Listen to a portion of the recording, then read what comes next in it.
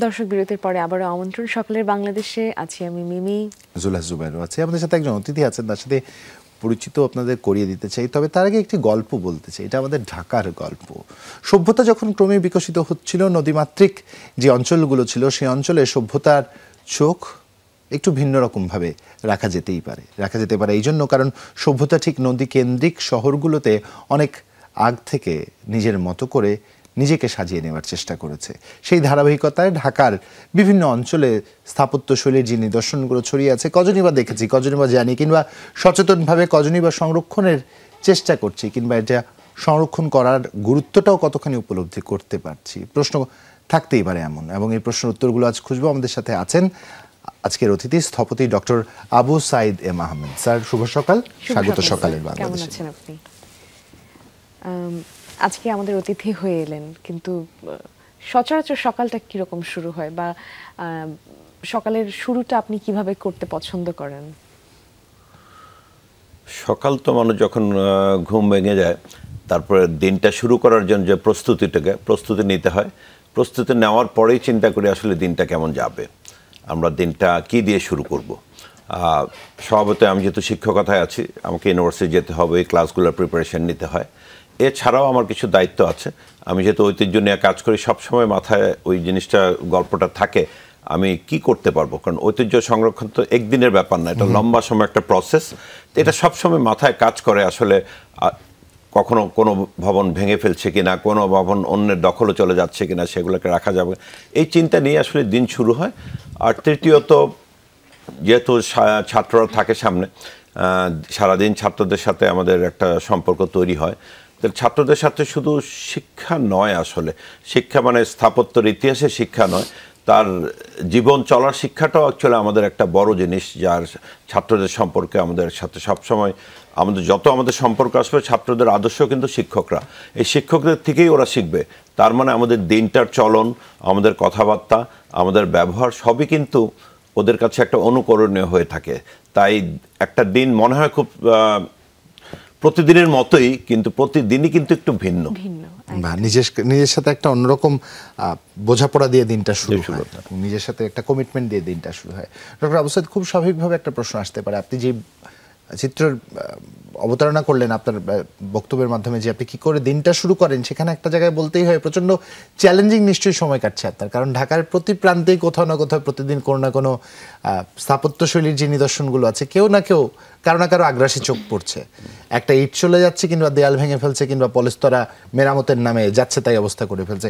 কি চিত্র ঢাকা শহরে, যদি একটু আমাদের সহজ করে বোঝান, বা আমাদের কেন বোঝা উচিত, গুরুত্বটা কেন উপলব্ধি করা উচিত, তাও যদি একটু দর্শকদের জানানো যায়। গত 10 বছর আগে আরবান স্টাডিজ গ্রুপ পুরানো ঢাকায় প্রায় 2100 মতো ভবন আইডেন্টিফাই করেন। আর আমরা 3 বছর আগে সাউথ সিটি কর্পোরেশন একটা প্রজেক্টের আন্ডারে আবার সার্ভে করতে গেলাম। 10 বছরেই প্রায় 1000 বিল্ডিং হারিয়ে গেছে, চিহ্নিত করার পরেও এখন আর আমরা খুঁজে পাচ্ছি না। তার মানে প্রতি রাতে, আর এই রমজান মাস সবচেয়ে বেশ সময়, ঈদের সময় যখন বন্ধ থাকে, দেখবেন যে 10-15টা বিল্ডিং ভেঙে পড়ছে। তখন সরকারি কর্মচারী নাই, রাজক নাই, তখন কিন্তু অনেক বিল্ডিং ভর। তাই প্রতিটা রোজা শুরু হয় আমাদের একটা আতঙ্ক নিয়ে, এবার বোধহয় আবার 50টা বিল্ডিং আমরা হারাবো। এইভাবে 10 বছর আমরা 1000 ভবন হারিয়েছি পুরানো ঢাকায়। এর থেকে বেদনাদায়ক আর কিছু হতে পারে না, কারণ আমরা একটা দেশ অনেক উপর উঠবো, হয়তো বাংলাদেশ বিশ্বের একটা, কিন্তু কিসের উপর দাঁড়িয়ে? মানুষ তো দাঁড়িয়ে থাকবে তার ঐতিহ্যের উপরে, তার অতীতের উপরে। আমার অতীত যদি না থাকে, আমি কিসের উপরেই বা ভর করে দাঁড়াবো? এই দেশটা কিসে থাকবে? সেটাই তো আসলে 10 বছরে 1000 কিন্তু অনেক বড় সংখ্যা। 10 বছরে 1000 অনেক বড় সংখ্যা। বছরে প্রায় 100টা, বছরে প্রায় 100টা ভবন ভাঙা, মানে প্রতি 3 দিনে গড়ে প্রতিদিন বাড়ি ভেঙে ফেলা হচ্ছে। এই তো আমাদের অবস্থা। আমরা আসলে কেন পারছি না? আমরা কি যথেষ্ট কঠোর নই, নাকি যথেষ্ট চাপ তৈরি করতে পারিনি, বা যারা হ্যাবিটেড রয়েছেন, লোকাল সেখানকার বাসিন্দা রয়েছেন, তাদের সচেতন করতে পারিনি? সংকটটা কোথায় হয়? অ্যাকচুয়ালি সংকটটা মানুষকে দিয়ে, একতরফা জনগণকে দিয়েও লাভ নেই। অ্যাকচুয়ালি ওনার হয়তো একটা পুরনো ভবন, ঐতিহ্য ভবন আছে, কিন্তু ওনার পাশের বাড়িটা ভেঙে ওনারা 7তলা 10তলা করছেন। তাই তো ওনারও স্বপ্ন হয় একটা সুন্দর জীবনের। এই জীবনটা তো সরকারই দিতে পারে। পূর্বাচলে এত লোকের জমি নিচ্ছে, তাকে একটা প্লট দিচ্ছেন। আমরা আইন করেছি ট্রান্সফার অফ ডেভেলপমেন্ট আইন। ও যদি ভবনটা উঁচু করতে পারতো, উঁচু যেহেতু করতে পারছে না, এই অংশটুকু সে অন্য জায়গায় ট্রান্সফার করতে পারবে। এই আইনগুলো যদি প্রয়োগ হয়, তার একটা ফিনান্সিয়াল ইনসেন্টিভ দরকার। একটা লোক ব্যবসা করে, প্রচুর লোক আসে, ফিনান্সিয়াল ইনসেন্টিভ না হলে ও কিন্তু ভাঙবেই, নাম্বার 1। আর নাম্বার 2, এই লোকগুলো বোঝে না এটার মূল্য কত, ভ্যালু কত। এটা যে নর্মাল একটা বিল্ডিং না, নর্মাল একটা ইট না, ওই ইটটার ভ্যালু যে কত, এটা কিন্তু একটা সাধারণ মানুষ বুঝে না। এটা কিন্তু আমরা যারা এই গবেষণা করি, আমাদেরও একটা দায়িত্ব আছে অ্যাওয়ারনেস বিল্ডিং করা। এটা আমরা হয়তো পুরো করতে পারছি না, সরকার আইন প্রয়োগ করতে পারছে না, সরকার ফিনান্সিয়াল কোনো ইনসেন্টিভ দিচ্ছে না। সেই কারণেই ধসগুলো নামছে। ধসগুলো একতরফা দোষ দিয়ে লাভ নেই, এটা ত্রিমুখী মানে ব্যর্থতা। প্রতি 3 দিনে একটি বাড়ি নাই হয়ে যাওয়া, আমি জানি না আপনি কিভাবে দেখেন, আমার কাছে একটা বিভীষিকার মতো। এই জন্য যে এরকম ক্ষুধা যদি আমাদের মন এবং মননে থাকে, ঢাকা তাহলে যে ঐতিহ্যবাহী যে স্থাপনাগুলো আছে যে কোনো রাতেই তা বিলীন হয়ে যাবে। এটা এবং সবচেয়ে শঙ্কার যে আমরা যে জরিপের কথাটি শুনলাম, গত 10 বছর পর এসে যদি আমরা 2000 বিল্ডিং এর 1000ই হারিয়ে ফেলি, আগামী 10 বছর পরে গিয়ে না 20,000 এর 1000 হারিয়েছি না স্যার, না 2000 হারিয়েছি। বাহ, কি চমৎকার। তো আগামী 10 বছর পর গিয়ে সেই যে 1000 আমাদের আছে এখন সম্বল, এটা থাকবে কিনা, এটা নিয়েও আসলে একটা শঙ্কায় আসলে পড়ে যেতে হয়। সাম্প্রতিক সময় আপনারা একটা এক্সিবিশন করেছেন সচেতনতা তৈরি করতে, আলিয়াস ফ্রান্সিসে, একটু যদি এক্সিবিশনটা নিয়ে আমাদের বলেন। এক্সিবিশনটার মূল উদ্দেশ্য ছিল এই যে ভবনগুলোকে আইডেন্টিফাই করা, প্রথম একটা ম্যাপিং করা পুরো শহরের মধ্যে কোথায় কোথায় বেশি ভবন আছে। তারপর আমরা একটা হেরিটেজ ট্রেইল প্রস্তাব দিচ্ছি, যে একটা মানুষ এই ভবনগুলোকে কানেক্ট করে মানুষ যেন 1 ঘন্টা বা 2 ঘন্টা একটা পুরনো ঢাকা হেঁটে এই পুরনো ভবনগুলো পায়। কারণ আমরা সিটি কর্পোরেশনকে আমাদের আবেদন ছিল যে ওনাদের পক্ষে সম্ভব রাস্তাগুলো তৈরি করা, স্ট্রিট লাইটগুলো ওখানে ঢুকলেই যেন পুরানো ঢাকা মনে হয়। সেই কাজটা অ্যাকচুয়ালি আমাদের স্টুডেন্টদের দ্বারা করা, এই ঐতিহ্যবাহী ভবনগুলোকে কানেক্ট করা একটার সাথে একটা, সেটাই আমাদের উদ্দেশ্য ছিল। তাতে আসলে যখন একটা মানুষ তফাৎটা বুঝতে পারবে, ওই রাস্তায় যখন যাবে তার ফ্লোরের টেক্সচারটা ভিন্ন, তার লাইট ভিন্ন, তার উপরে কোনো কারুকাজ করা আছে, এই ধরনের নানা কর্মকাণ্ড আমরা গত 1.5 বছর যাবত স্টুডেন্টদের করে। As a urban design studio আছে আমাদের এখানে আমরা হেরিটেজ নিয়ে, পুরনো ঢাকা নিয়েই আসলে ইউনিভার্সিটি অফ এশিয়া প্যাসিফিক আমরা বেশি জোর দিচ্ছি। আমাদের ইউনিভার্সিটিতে আমরা এই ফিল্ডটাতে বেশি জোর দিই। আমাদের স্টুডেন্টরাও সেন্সিটিভ এবং ওরা চর্চা করে, ওটারই একটা এক্সিবিশন অ্যাকচুয়ালি এখন চলছে। রেসপন্সটা কেমন পেলেন, একটু কৌতূহলী আমি জানতে, কারণ যে জায়গার বাসিন্দাদের নিয়ে কাজ হচ্ছে তাদের কাছ থেকে কি আসা জায়গা নিয়ে কোনো রেসপন্স ছিল কিনা এক্সিবিশনে? এটা একটু দুঃখজনক। আমরা এখনো স্টেক হোল্ডার যেই লোকদের জন্য করা হচ্ছে ওনারা এত আসেননি, যেহেতু এটা ধানমন্ডিতে। অর্থাৎ ধানমন্ডিতে আমরা বলবো যারা আসলে এই ফিল্ডের, কালচারাল ফিল্ডের, আর এবার টার্গেট ছিল কম্পারেটিভলি এলিট সোসাইটি, তাদের সচেতনতা বৃদ্ধি হয়েছে।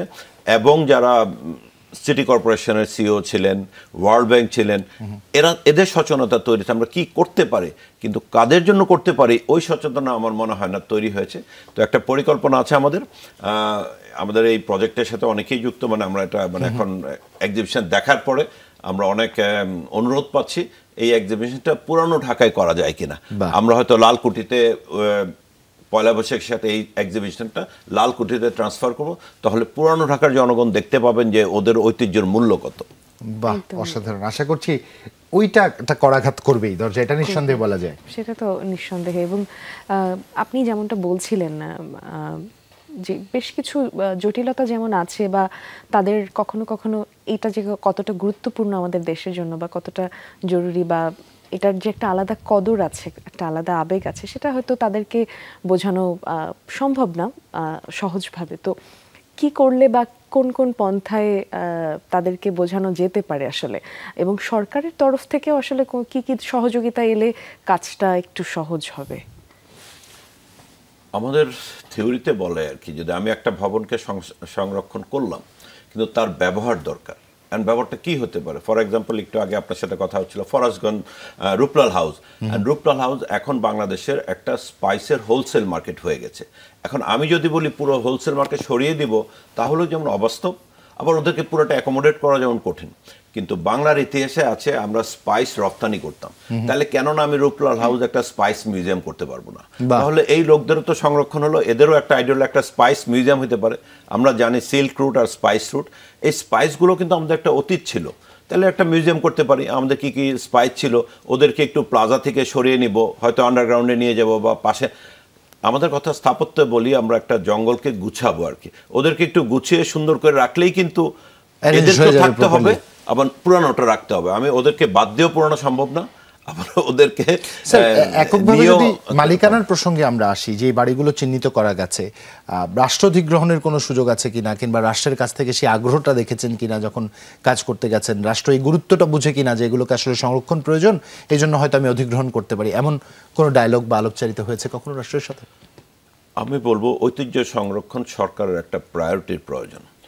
তা আনফর্চুনেটলি গত 10 বছর 15 বছর 20 বছর প্রায়োরিটি ছিল না। প্রায়োরিটি ছিল হয়তো আপনার অন্ন, বস্ত্র, বাসস্থান। এখন যে দেশ একটা মধ্যমায় দেশে যাচ্ছে, এখন কিন্তু প্রায়োরিটি খুব স্লোলি সরকারের মধ্যে আসছে, যেটা আগে মোটেও ছিল না। এখন কিন্তু সাউথ সিটি কর্পোরেশন চাচ্ছে, সরকার চাচ্ছে, কিন্তু যেটা আমি বলবো গত 5 বছর 2 বছর আগে চাওয়ার মধ্যে ছিল না। অতএব এটা কিন্তু একটা সরকারের, আমি একবার দোষ দিব না। আমার যখন পেটে ভাত নাই তখন ঐতিহ্যটা ওরা সেকেন্ড লেয়ারে নিয়ে যাবে নিশ্চয়ই। এখন সরকারের একটু ইন্টারেস্ট হচ্ছে, কিন্তু আপনি যে কথা বললেন অনেক টেকনিক্যাল সমস্যা আছে, যেমন মালিকানা একটা বড় সমস্যা। কারণ এই বাড়িগুলোর ম্যাক্সিমাম বাড়ি কিন্তু ওনারশিপ প্রবলেম আছে, অথবা একজন ওনার ছিল, এখন 50 জন তার ফ্যামিলি মেম্বার হয়েছে, প্রতি রুমে রুমে একজন থাকছে, কে আদি ওনার, ওটা বের করা অসুবিধা। তাই যেটা করতে হবে ওদেরকে নিয়ে কাজ করতে হবে। আর কিছু সরকার, যেমন শুনলে অবাক হবেন, আমরা 2008-এ ঢাকা শহরে সরকারিভাবে প্রায় 96 আর 4টা এরিয়া লিস্ট করা হয়েছিল। প্রতি বছর সরকারি প্রয়োজনে একটা বিল্ডিং ভাঙতে হলে লিস্টটা কেটে দেয়, সরকার কাটে, জনগণ তো ভাঙবেই, ওর ফিনান্সিয়াল।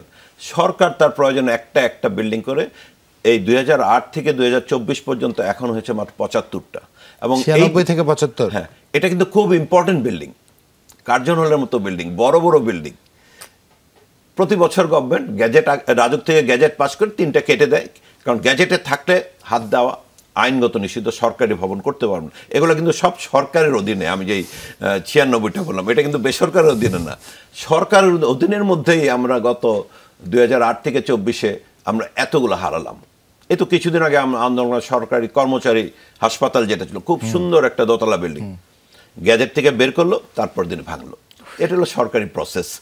সরকারি ভাঙে আর পাবলিক তো গত 10 বছর 1000 বললাম। তাহলে স্যার এটা নিয়ে এত কথা না বলে এক রাতে সব মিলিয়ে মিশিয়ে ফেললেই হলো, তাহলে নতুন করে আমরা সাংহাই বানাই ফেলবো। কিন্তু সাংহাই হইতে হইলো ঐতিহ্য লাগবে, এছাড়া সাংহাই হবে না। একদম এইভাবে হবে না। আসলে ছোট বিরতি নিয়ে নিই, আপনারা একটু ভাবুন, ভাবলে মাথা খুলে, এখন রাখবেন না সব ভেঙে গুড়িয়ে দিবেন, সিদ্ধান্ত তো আসলে আপনাদের। যেটা স্যারের কাছ থেকে শুনছিলাম, আপনারা যেহেতু গ্যাজেটের বাইরে বের করে দেন, একটু ভাবুন আপনারা, আমরাও ভাবি। ছোট্ট একটা বিরতি নিয়ে নিই, আলোচনা ফিরবো, কোথাও যাবেন না, সঙ্গে থাকুন। স্বাগত আরেকবার সকালের বাংলাদেশ দেখছেন, জুলহা জুবাইর সাথে আছি মিমি, এবং আছেন আমাদের সাথে একজন অতিথি, স্থপতি ডক্টর আবু সাঈদ এম আহমেদ, এবং তার সাথে কথা হচ্ছিল। স্যার, একটু আগের আলোচনা থেকে ফিরতে চাচ্ছি, আমার একটা প্রশ্ন থেকে গিয়েছিল সেখানে, আলোচনার একটু আমাদের গতির জন্য আমরা হয়তো সেই প্রশ্নটা মিস করে গিয়েছি। আপনি পুরান ঢাকার যখন স্থাপত্য নিয়ে কথা বলছিলেন, সেখানকার মানুষের পেশা নিয়েও কথা বলছিলেন, এবং পুরান ঢাকায় যেমন হচ্ছে অনেক নিদর্শন আছে, স্থাপত্য নিদর্শন, ঠিক তেমনি সেখানকার মানুষের জীবন জীবিকার দিকেও যদি তাকাই, সেটাও বেশ বৈচিত্র্যময়। সেখানে মশলার পাইকারি বাজার দেখি, মাছের বাজার দেখি, সোয়ারিঘাটে আবার হচ্ছে বিভিন্ন পুরনো মসজিদ আছে, মন্দির আছে। তো এই যে সেখানকার মানুষের জীবনযাত্রা, মসজিদ মন্দিরের সামনে বা শাঁখারি বাজার বলি, কিংবা মসজিদের সামনে আতরের সুগন্ধির দোকানের কথাই বলি না কেন, আমরা যখন হেরিটেজ ট্রেইলের কথা বলছি, তখন কি সেখানে আমরা এই যে বিভিন্ন পেশার মানুষজন, এদেরকে সমেত সেটা চিন্তা করছি, নাকি সেখানে শুধুমাত্রই আমার স্থাপত্যের উপরে ফোকাসড হচ্ছি, নাকি এই পেশাজীবী মানুষদেরকেও আমরা এর সাথে চিন্তা করছি বা তাদেরকে যুক্ত করলে সেক্ষেত্রে কি আমরা ওই হেরিটেজ ট্রেইলের যে নান্দনিকতা, সেখান থেকে আবার সরে আসা হবে কিনা? আসলে স্থাপত্য একটা সভ্যতার মাপকাঠি। সভ্যতা কিন্তু শুধু ভবন দিয়ে হয় না। আমরা যদি বলি ট্যাঞ্জিবল অ্যান্ড ইনট্যাঞ্জিবল, তাহলে তো ইনট্যাঞ্জিবলটা অনেক গুরুত্বপূর্ণ। আমার পুরানো ঢাকা ইনট্যাঞ্জিবল, তাদের খাওয়া, তাদের চলা, তাদের কথা, তাদের ভাষা, তাদের যত 12 মাসে 13 পর্বণ নতুন ঢাকাতে যা না হয় পুরানো ঢাকাতে বেশি হয়, তাহলে এটাও কিন্তু হেরিটেজের পার্ট হইতে হবে। না হলে কিন্তু শুধু ভবন দিয়ে একটা সভ্যতাকে রাখা যাবে না, লাইফস্টাইলের অনুষঙ্গগুলো হইতে হবে কিন্তু আপনার ট্রেলগুলো। সেই জন্য আমরা ট্রেলগুলা, আপনি যেই সময় আজকের দিন রোজার মাস, পুরানো ঢাকা চকবাজার কথা আপনারা জানেন কিনা, এই রোজার মাসে চকবাজার চিত্র পরিবর্তন হয়ে যায়, পুরো পেডিস্ট্রেন্ড হয়ে যায়, হয়ে এখানে অনেক ইফতারি বিক্রি হয়, পুরো ঢাকা মানুষের চলে যায় ইফতারি কিনে দর্শনের। তাহলে এটা কেন আমরা সেলিব্রেট করব না? এই রাস্তাটাকে একটা সেলিব্রেশনের জায়গা, তাই না? আমরা যদি তারগুলা সরিয়ে দেই, উপরে সামিয়ানার কত কত ফিচার কিছু আমরা ইনস্টলেশন করি, তাহলে কিন্তু চেহারার পরিবর্তন হয়ে যাবে। চেহারার পরিবর্তন হওয়া কিন্তু খুব কঠিন না। চেহারা মানে পরিবেশটা আর কি। চেহারা বলতে তো বিল্ডিং এর চেহারা বদলাতে পারবো না, ওটা তো আর প্রতিটা মানুষ। আমরা রাস্তার পরিবর্তন করা সম্ভব, পরিবেশটাকে সুন্দর করা সম্ভব।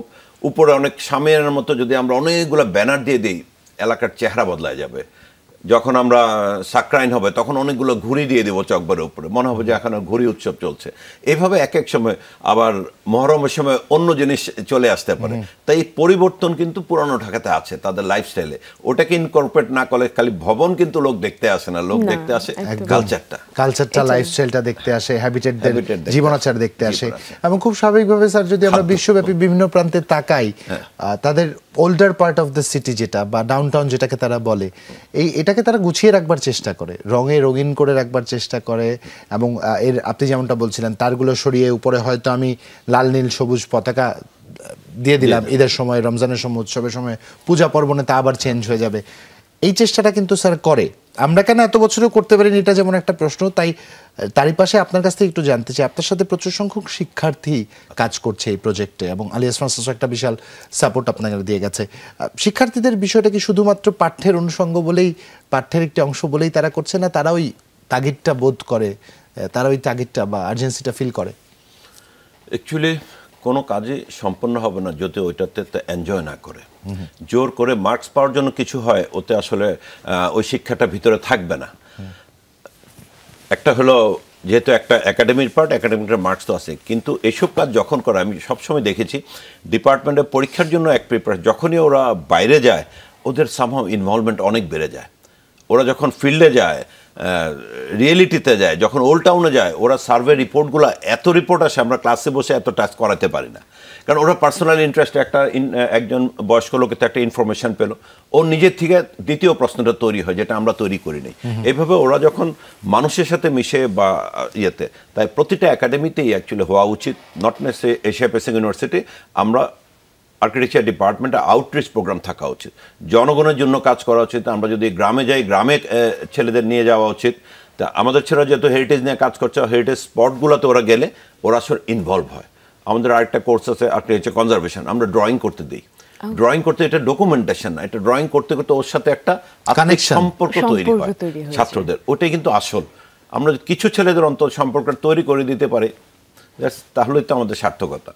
বাহ, চমৎকার স্যার। এই একটা জায়গায় আমি আসলে কৌতূহলী, কিছু নিবেন না, পেশাজীবীদের আজ আমার উপর খুব বিরক্ত হবেন হয়তো আমার এই আলোচনা শুনে।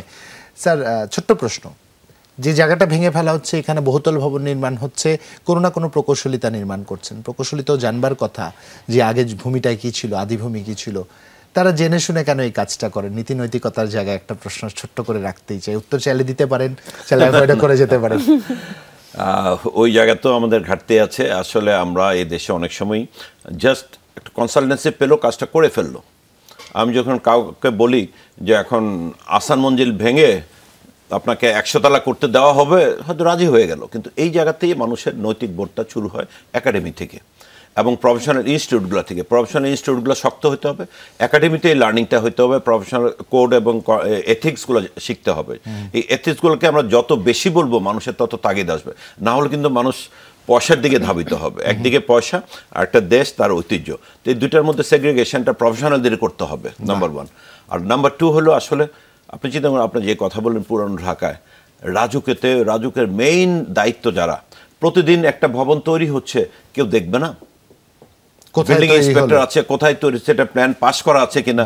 একটা ইন্সপেক্টর দায়িত্ব তো মাত্র একটা ছোট্ট ওয়ার্ড, একটা ওয়ার্ড তো 3 বার হাঁটলেই শেষ হয়ে যায়, ও তো জানে যে কোন বিল্ডিং কালকে কাটা হচ্ছে, উনি তো চুপ করে আছেন। এই দায়িত্ব সব পক্ষে নিতে হবে। আর যে ওনার ওনাকেও বুঝতে হবে আমি দেশের ক্ষতি, মানে তিন পক্ষ যদি এক না হই, আমরা যদি না বুঝি, আসলে এক পক্ষ দিয়ে কখনো সম্ভব না। পেশাজীবীদের হইতে হবে, সরকারকে দায়িত্বশীল হইতে হবে, মালিকদেরও বুঝতে হবে। কিন্তু মালিকরা বুঝেন না, যেহেতু ওরা ফিনান্সিয়াল রিটার্ন চান। তাহলে আমাদের কাজ হতো কিভাবে ফিনান্সিয়াল রিটার্ন আসবে, যে ট্রেল করলে ওদের ব্যবসার ইমপ্রুভ হবে, তাহলে সে রাখবে। ডক্টর আবু সাঈদ এম আহমেদ, আপনাকে অসংখ্য ধন্যবাদ এবং আপনার জন্য এবং আপনার শিক্ষার্থীদের জন্য শুভকামনা, আলিয়াস প্রসেসের জন্য শুভকামনা। দর্শক, আজ এখানে ইতি টানতে চাই। একটা চমৎকার মাসের শুরু করলাম। একটু মানসিকতার পরিবর্তন দরকার, অনেকগুলো মানসিকতার পরিবর্তন এই মাস জুড়ে সম্ভব। অন্তত নিজেদের সুরক্ষা এবং স্থিতিশীলতা নিশ্চিত তো সম্ভবই। আজকে ইতি টানছি, ভালো থাকবেন সবাই, শুভ সকাল।